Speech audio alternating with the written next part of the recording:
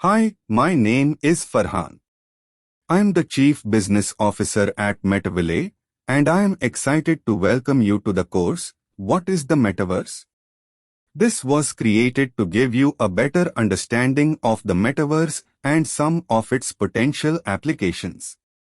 To start, I will give you a high-level overview of the Metaverse, and as you go through this course over the coming weeks, you'll dive deeper on these topics. So what is the Metaverse? Simply put, it's the next generation of the Internet, and it's going to turn today's online experiences into interconnected, immersive digital spaces where you can interact with others no matter where you are physically. What's special about the Metaverse is that in many ways it has more in common with our physical world than it does with today's Internet. Meeting in the Metaverse is going to feel physical and connected, just like meeting in person. Think of this as an embodied Internet, meaning you will be in it and not just looking at it. The ways you interact with others won't be limited to the text or to the images you are used to seeing on your screens today. Instead, it's going to feel like people are there with you. We call this co-presence, or that feeling of being physically together even when we're not. You might have gotten a taste of co-presence through online games like Minecraft or World of Warcraft. The Metaverse takes the idea of co-presence beyond gaming and applies it to everything. Imagine inviting faraway friends to your personal space to watch your favorite show, or browsing a foreign art museum with your mom, all without leaving home.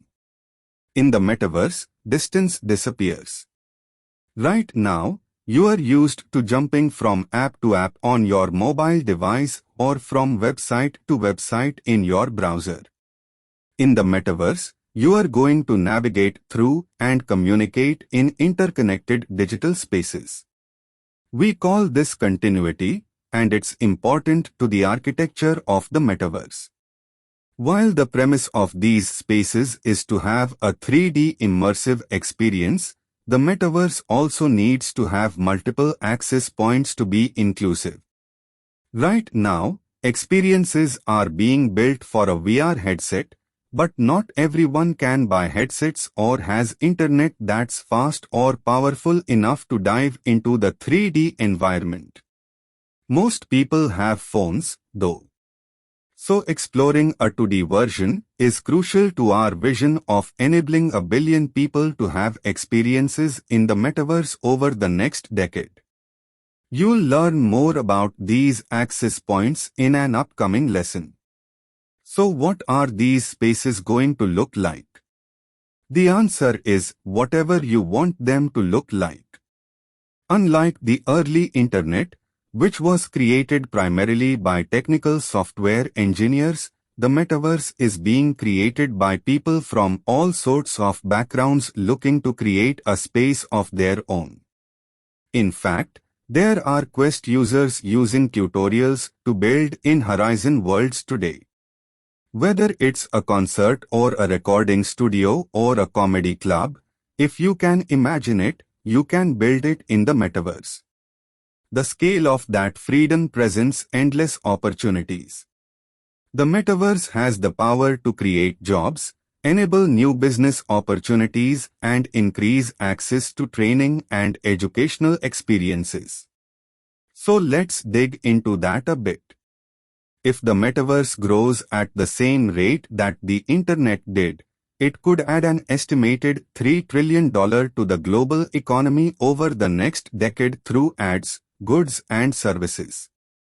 In Horizon worlds, creators are already making a living from their content, selling digital objects, experiences or whatever else their creativity allows, without the limitations of the physical world.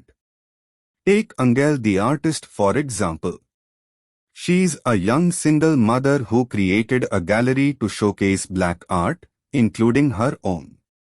The metaverse gave her the tools to substitute a brick and mortar gallery with an immersive art experience that could reach more people without being constrained by location or resources.